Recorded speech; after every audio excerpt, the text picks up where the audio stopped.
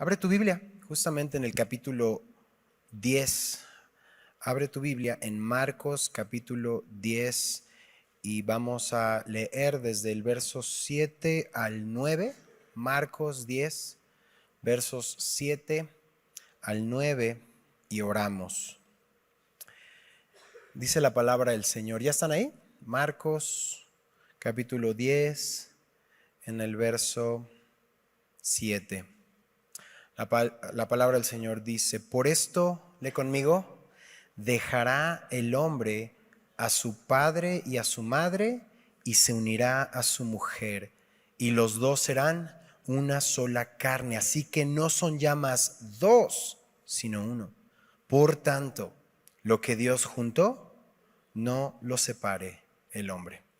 Inclina tu rostro, vamos a orar. Padre, gracias te damos por la bendición que nos das de estar juntos, por la oportunidad que nos das de abrir la Escritura y saber que quieres hablarnos esta noche de manera personal, darnos entendimiento, Señor, acerca de tu voluntad en nuestra vida, para aquellos que estén casados, para aquellos que quieren casarse, para aquellos que estén pasando dificultades matrimoniales, Señor.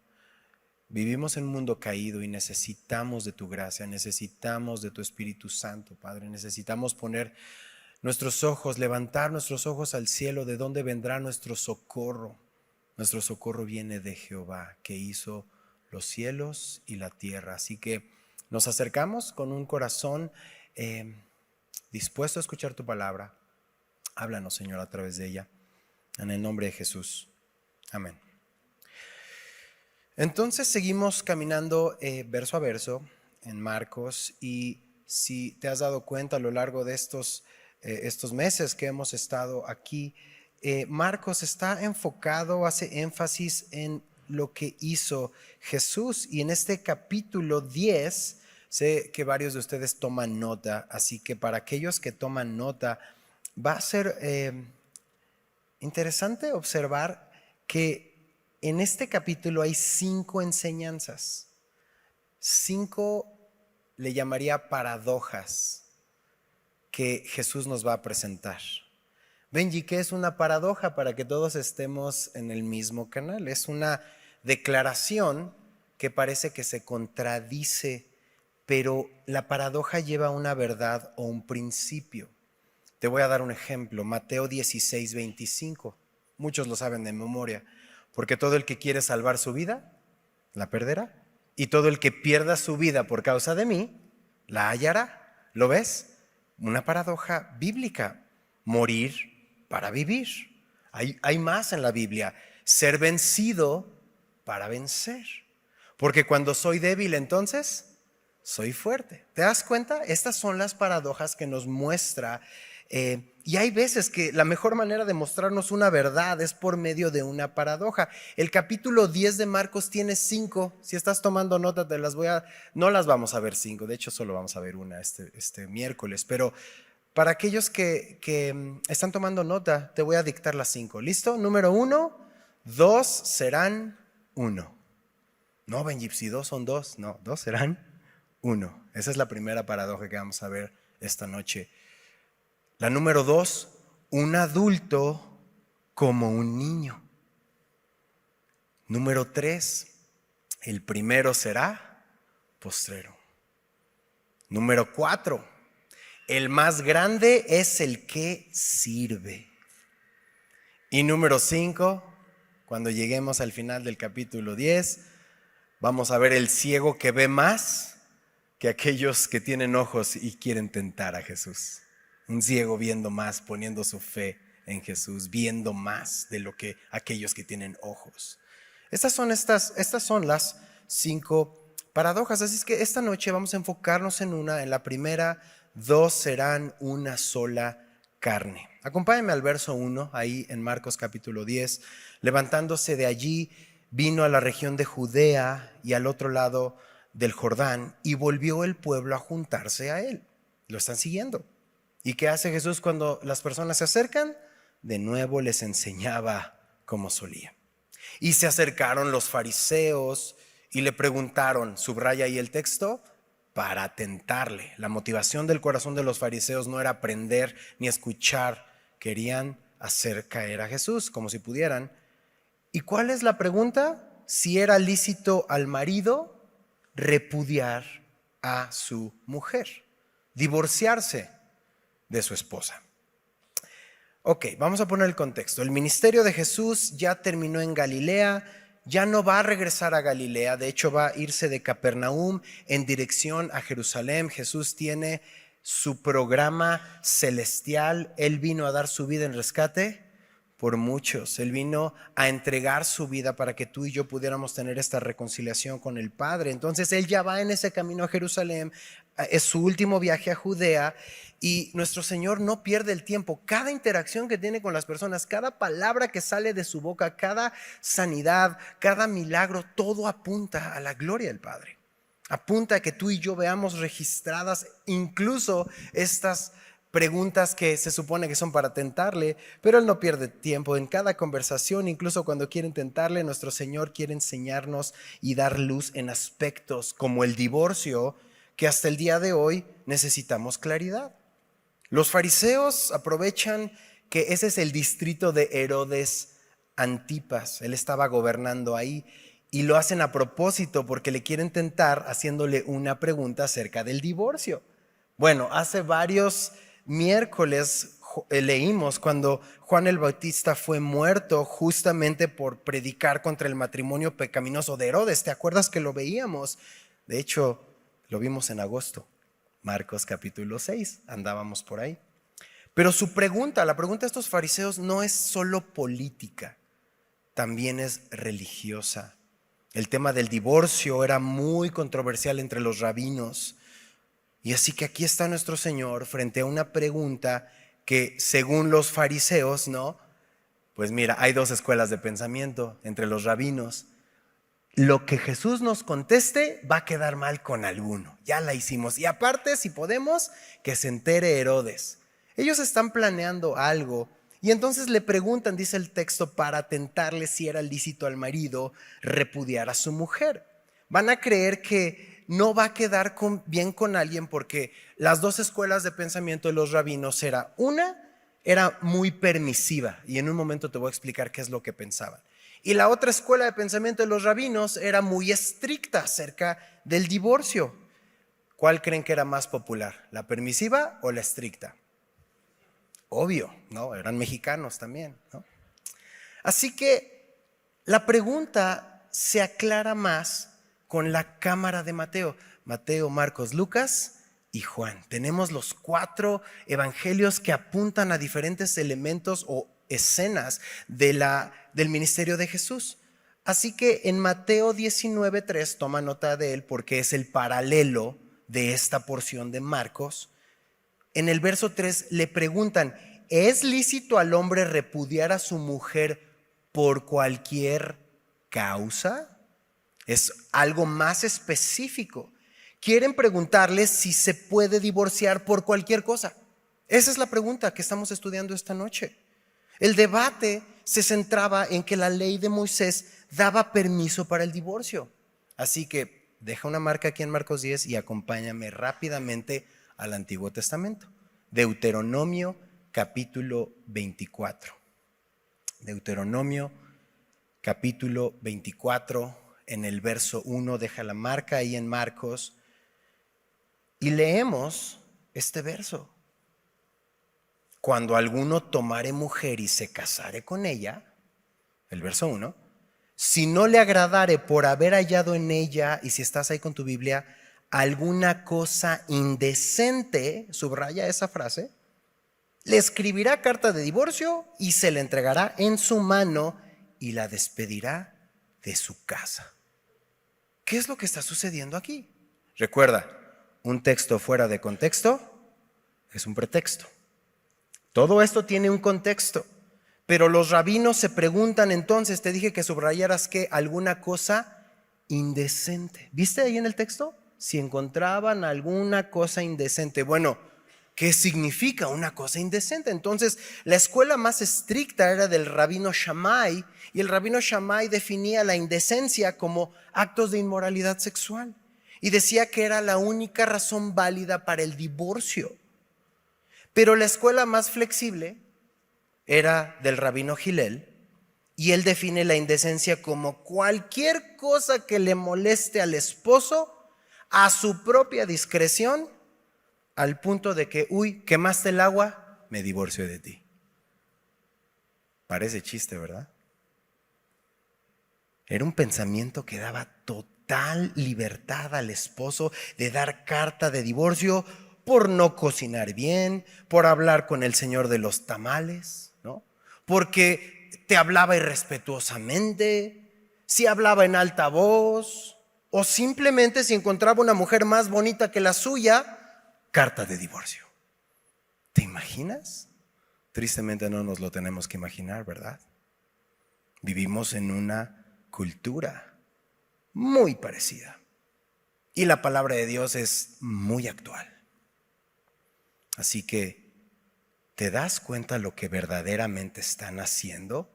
Quieren tentar a Jesús para que hable en contra de Moisés o del pensamiento más popular de la época que se parece al día de hoy. Pero sigo siendo. Te la sabes, ¿verdad? Ese es el pensamiento. Ese es el pensamiento. Pero nunca tomas por sorpresa a nuestro Señor. Y va a usar su pregunta para responder con un énfasis. ¿Cuál es el plan de Dios para el matrimonio? ¿Están listos? Hasta me siento que voy a enseñar en una boda. Verso 3. Jesús siempre responde. Él respondiendo les dijo: ¿qué os mandó Moisés? Ellos dijeron: Moisés permitió dar carta de divorcio y repudiarla. Y respondiendo Jesús les dijo: lee conmigo, por la dureza de vuestro corazón os escribió este mandamiento. Me gustan estos versos, me gustan mucho porque Jesús siempre validando a Moisés, validando el Antiguo Testamento. Y si recuerdas, todo el verano de este año estuvimos viendo los 10 ¿qué? Los 10 mandamientos. Y observábamos cómo Jesús explica siempre el corazón detrás del mandamiento. Lo estuvimos viendo domingo a domingo. Así que Jesús está haciendo lo mismo aquí. Ok, ¿estás citando la Biblia? Muy bien, qué bueno que estás citando la Biblia. Vamos a ver cuál es el corazón de Deuteronomio 24:1. Eso es lo que va a hacer Jesús. Porque un texto fuera de contexto es un pretexto. Así que, si estás tomando nota, Moisés no dio mandamiento para divorciar o una obligación tienes que, sino abre una oportunidad para el divorcio. Desacredita así la enseñanza popular de Hillel, que no solo permitía, sino que hasta te alentaba al divorcio si tu esposa no era de tu agrado. Y lo que Jesús está estableciendo es, ese pensamiento no tiene sustento bíblico, es un pensamiento egoísta y apunta a lo que realmente hay en el corazón del hombre. Destapa, porque delante de Dios estamos completamente desnudos. Él ve no solo nuestros actos, sino la motivación de nuestro corazón. Y está en la luz directamente. Por eso Jesús vuelve a responder, pon tus ojos en el verso 5. Y respondiendo Jesús les dijo: por la dureza de tu corazón te escribe este mandamiento, esta instrucción, porque la ley mosaica escrita da esa concesión por la dureza del corazón. ¿Por la dureza de qué? Del corazón. La palabra dureza apunta a una destitución de tu corazón. Apunta a algo espiritual más que físico. No se manda, sino se permite por la dureza de tu corazón. La dureza de corazón de ambas partes. Dureza del corazón de la parte ofensora. Un ejemplo puede ser la infidelidad. Un ejemplo puede ser la violencia. pero también de la parte ofendida. Un ejemplo puede ser: no te otorgo el perdón, no quiero reconciliación. ¿Qué es lo que está haciendo Jesús al mostrarnos el corazón de Deuteronomio 24? Está buscando la protección de la mujer divorciada. Dios siempre cuidando. ¿Por qué? Porque en ese tiempo quien extendía la carta era el hombre, no era la mujer. Quien recibía la carta, ¿quién era? La mujer. La mujer recibe esta carta, ¿para qué? No te lo tengo que inventar. La palabra de Dios lo dice. ¿Estás ahí en Deuteronomio 24? ¿Dejaste una marca? Mira lo que dice el verso 2. Dice: y salida de su casa, ya recibió la carta de divorcio, y sale de su casa, ¿qué dice el texto? Podrá ir, ¿y qué más? Casarse con otro hombre. Protección para la mujer. Dios sabía desde el inicio que nuestro corazón es duro, que buscamos siempre que se trate de nosotros y que somos tú y yo nuestros peores enemigos para lograr la reconciliación y otorgar el perdón, recibir el perdón. Pero lo interesante es que en la otra postura no cabía el adulterio porque no era un causal. En la ley, en Levítico, y después lo vemos en Deuteronomio, ¿sabes lo que le sucedía a los adúlteros? Los apedreaban. Esa era la ley. De hecho, seguramente te acuerdas en Juan capítulo 8 cuando Jesús perdona a la mujer adúltera. ¿Te acuerdas que se la traen para que la apedreen? ¿Y el adúltero? ¿Y mis 100 billetes de 500? Diría el hijo del papá. Ya unos se están riendo, ¿saben a qué me refiero? Ok, trajeron a la adúltera, pero ¿dónde está quién? El adúltero. Es decir, ¿dónde está la coherencia de seguir la ley correctamente y quieres agarrar a Jesús como si no supiera lo que está sucediendo en el corazón?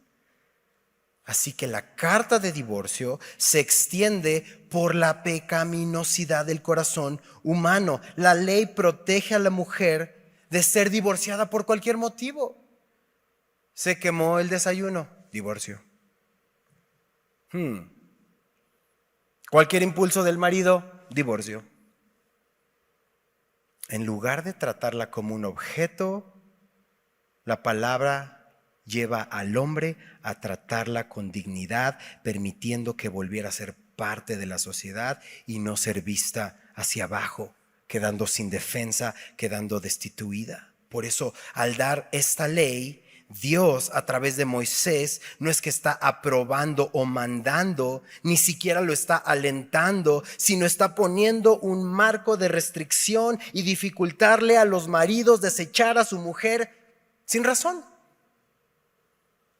¿Tenemos un Dios bueno? Tenemos un Dios muy bueno, que aún en medio de nuestra dureza, aún en medio de nuestro pecado, está protegiendo a los más vulnerables.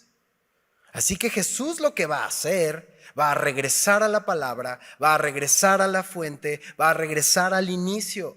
Mira, los cristianos, si quieren saber cómo responder y tener perspectiva de cualquier asunto, tiene que empezar con los fundamentos revelados en los primeros 11 capítulos de Génesis. Acompáñame. Génesis, capítulo 2. Piénsalo así. Todas las maneras de pensar. Aquí hay una manera de pensar en cada persona. Cada persona tiene una manera de pensar.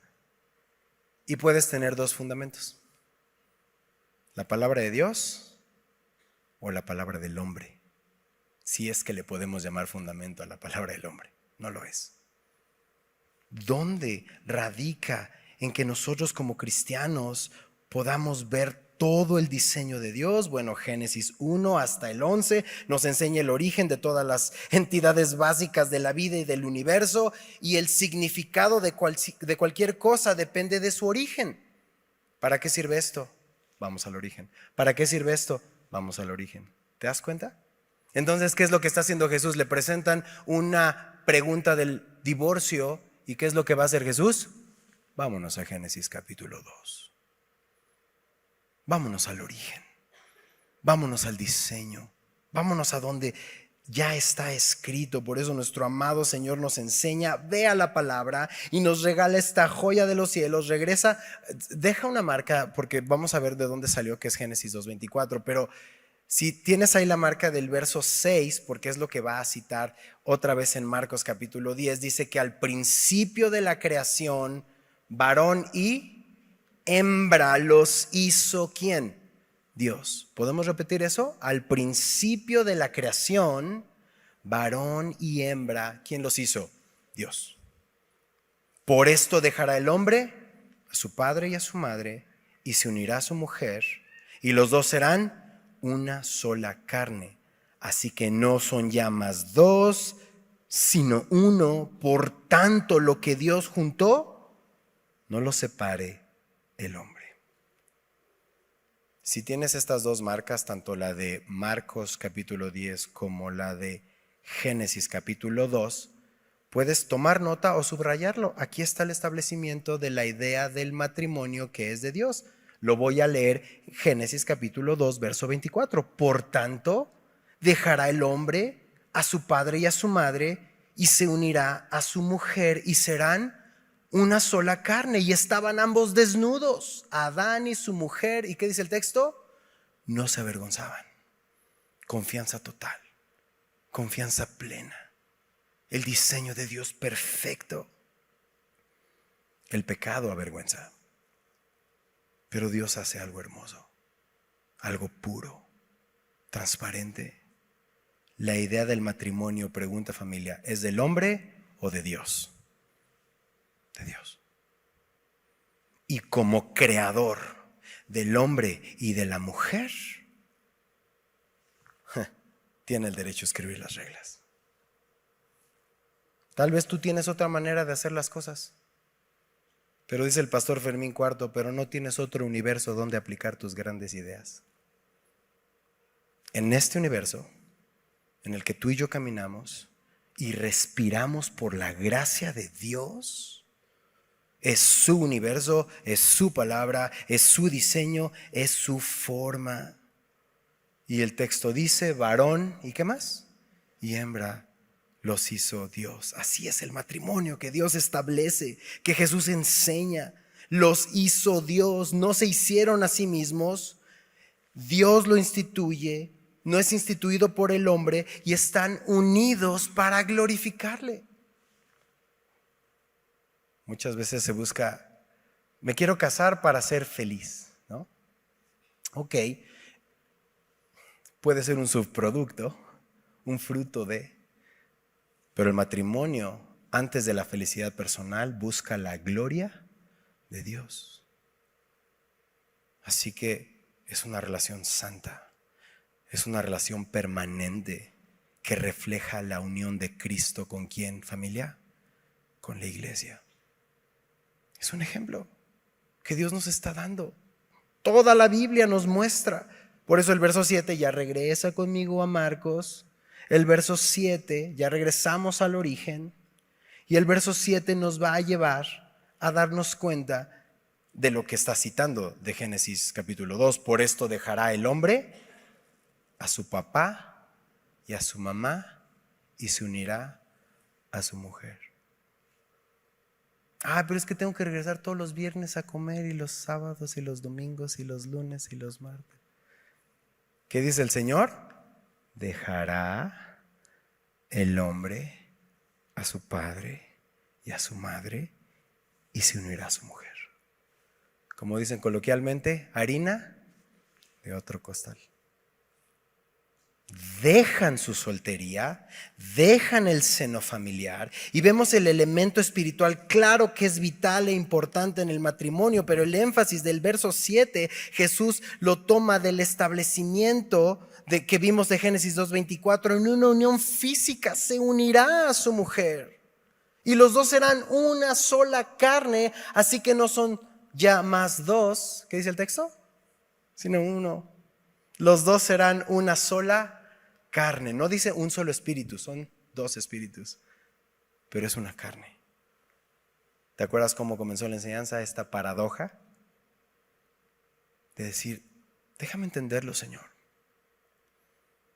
Me estás llevando a un entendimiento tanto como soltero de anhelar lo que tú anhelas, pero de casado de quitarme este velo egoísta de pensar qué es un matrimonio.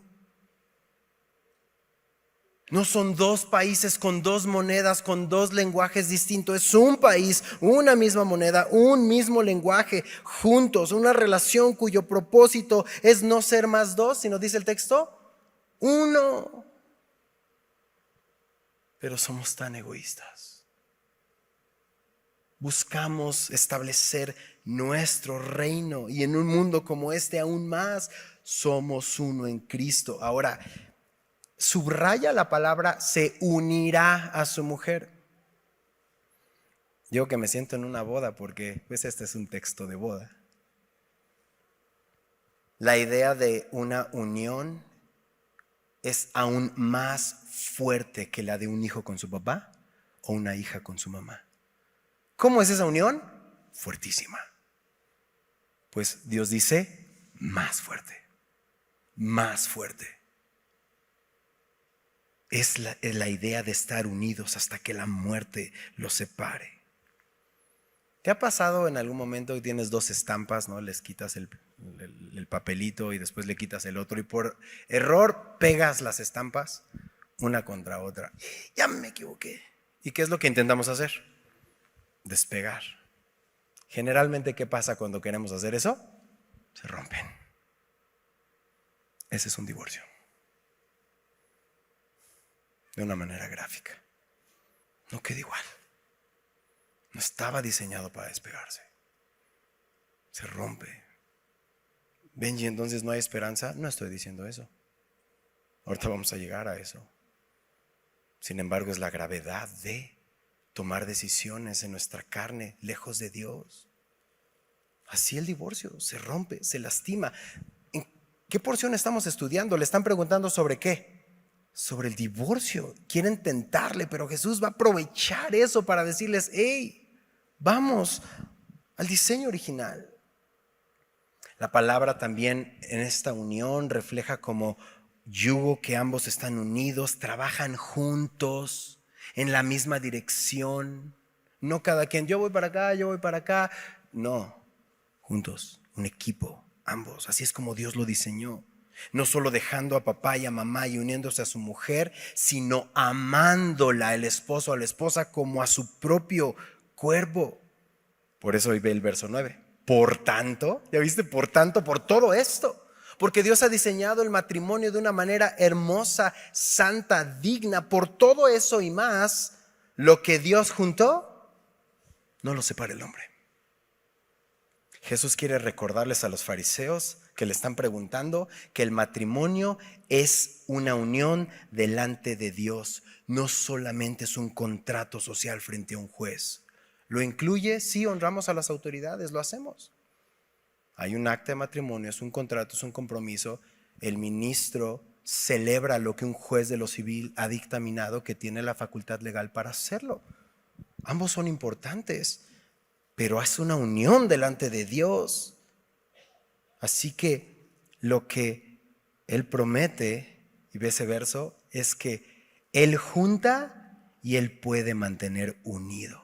Si dejamos que Él obre y Él reine en el matrimonio, porque tenemos nuestra mente nublada muchas veces por la idea de este mundo, nos hemos conformado a este siglo y no vemos el hermoso propósito del matrimonio de reflejar a Cristo, de morir a nosotros, de dejar que sea Cristo en nosotros. Y por eso hay corazones rotos, familias destruidas, porque el diablo vino a robar, a matar y a destruir. Pero Jesús vino a que tengas vida y vida en abundancia. ¿No te llama la atención en el verso 9? Pone las palabras juntar y separar en la misma línea. Dice un comentarista que Jesús nos muestra como si el divorcio fuera una amputación. ¿Hay lugar para la amputación? Sí. En situaciones muy extremas, donde la vida corre peligro. Quizá es la mejor decisión que podemos tomar. Pero no llegas al doctor con una cortadita y te van a amputar el brazo. Primero te curan la herida, después te intentan salvar el brazo. Y si eso pone en riesgo tu vida, entonces se amputa. ¿Es una opción? Sí es una opción. Pero todo radica en el corazón. No llegas a decir, me rompí la uña, ¿me puedes amputar el brazo? Primero se intenta salvar el miembro. Solo para tus notas, Romanos capítulo 7 del 1 al 3 nos hablan sobre la separación de esta unión a la muerte de alguno de los dos cónyuges. Mateo 5:32, Jesús también habla sobre la separación por causa de fornicación. Y ya que como discípulos de Jesús tenemos dudas, la porción va a terminar el día de hoy. En los siguientes versos, los discípulos se quedan con la duda y le vuelven a preguntar, ya aquí en corto, verso 10. Dice, en casa volvieron los discípulos a preguntarle de lo mismo. Qué bonito verso. En casa le preguntas ¿a quién? A Jesús. ¿Le has preguntado a Jesús algo en casa? Pregúntale. Él te contesta en su palabra. En casa le pregunto a Jesús. Oye, papá, te hacen una pregunta. En casa le preguntamos a Jesús. Oye, esposo, oye, esposa, en casa le preguntamos a Jesús. En casa le preguntamos a Jesús. Los discípulos le preguntan en casa a Jesús. Y esta no es una enseñanza de un verso para saber todo lo que la Biblia habla acerca del divorcio y la posibilidad de volverse a casar, porque incluso dentro de este auditorio los que están conectados en casa tienen dudas. Oye, mi caso es este, mi situación es esta, pasó esto. Bueno, por eso estudiamos la Biblia verso a verso, capítulo a capítulo. Y no tomamos el texto fuera de contexto, sino que la Biblia nos llama a ir a todo el consejo de Dios sobre un tema.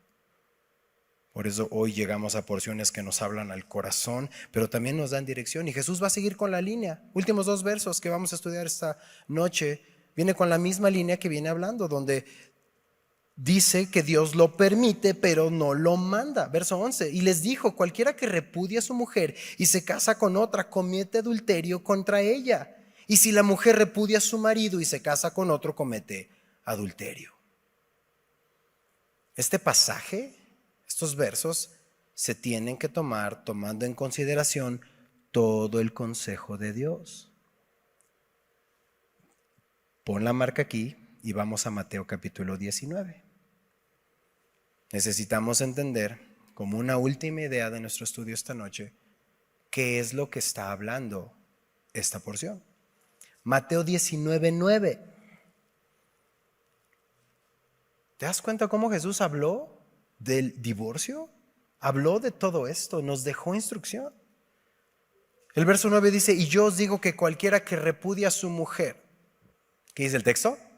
Salvo por causa de fornicación y se casa con otra, adultera.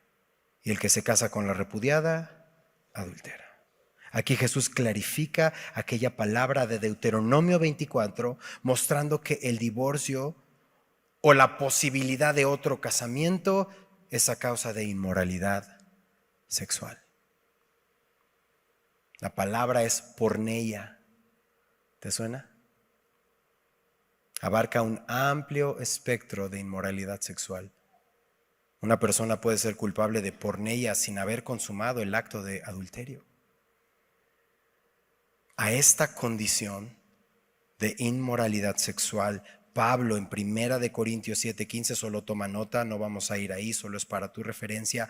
Pablo añade el caso de abandono por un cónyuge no cristiano como otra causal de divorcio.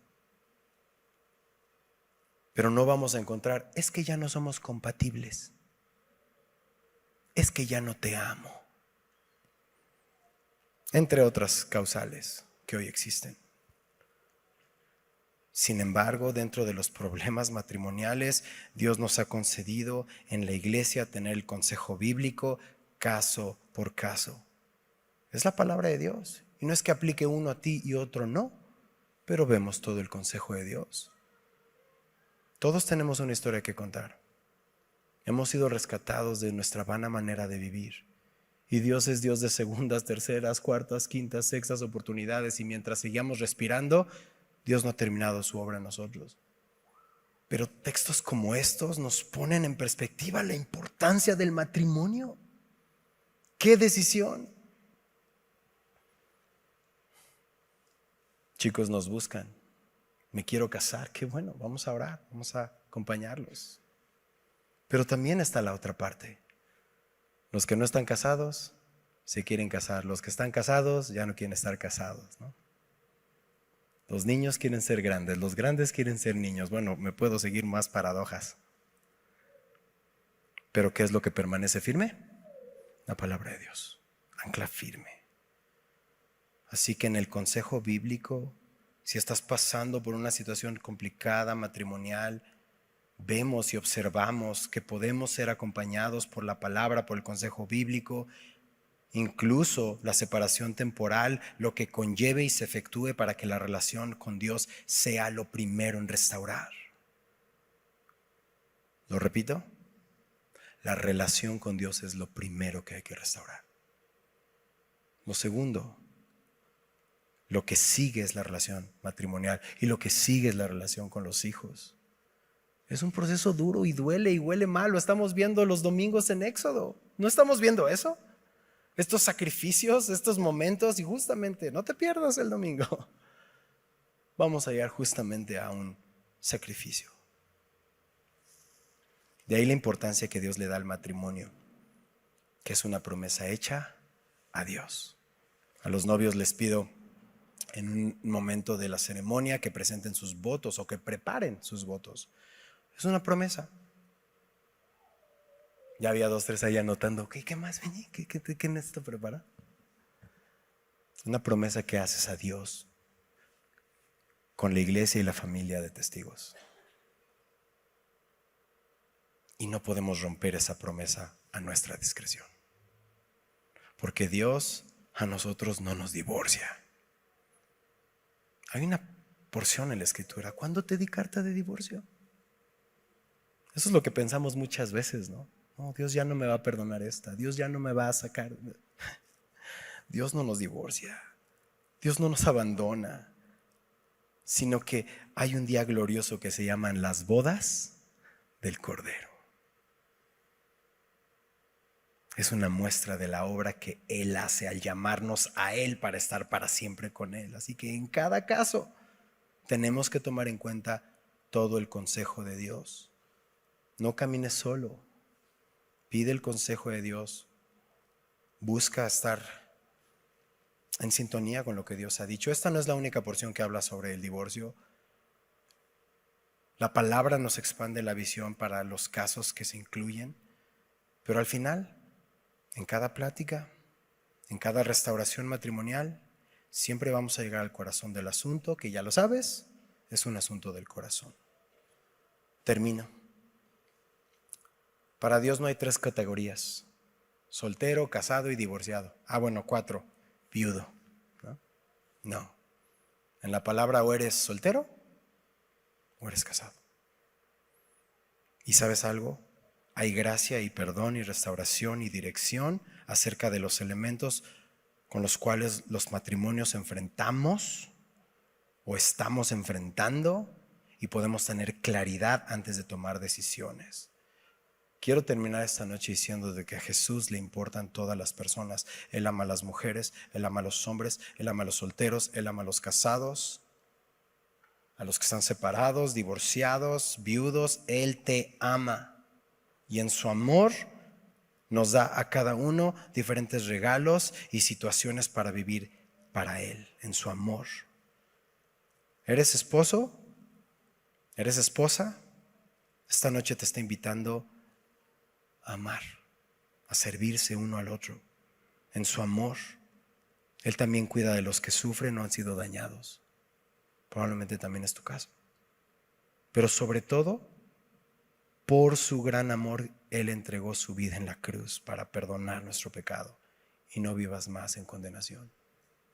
Él quitó lo que nos impedía acercarnos a Él y ahora podemos tú y yo tener amistad con Jesús para siempre.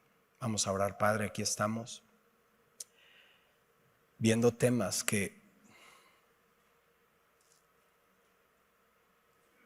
no son ajenos a ninguno de los que estamos aquí, Señor. Quizá algunos lo están viviendo, otros lo han vivido. Y queremos clamarte, Señor, que cualquiera que sea el caso de mis hermanos y mis hermanas en este lugar o que estén escuchando este mensaje, sepamos que tú reinas, Señor, que tú estás sentado en el trono,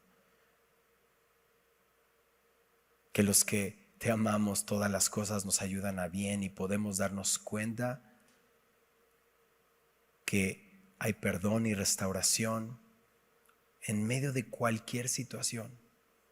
Podemos buscar glorificarte. Yo te pido que sigas sanando corazones heridos a causa de todos estos temas y que podamos ser más como tú. Si somos la parte ofensora o la parte ofendida, no queremos tener nuestro corazón duro, Señor. Queremos que sea tu espíritu en nosotros. Gracias por tu palabra, Señor. Glorifícate en nuestras vidas. Llévanos en paz a casa, Señor, y danos descanso esta noche. Te lo rogamos. En el nombre de Jesús. Amén. Vamos a ponernos de pie, familia, y despedirnos adorando al Señor.